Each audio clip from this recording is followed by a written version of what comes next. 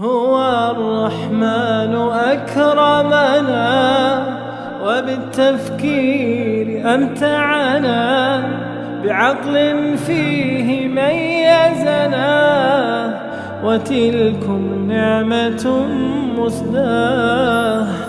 رسول الله آواه بذاك الغار علاه، وظل بقرب مولاه، فسبحان الذي أهداه.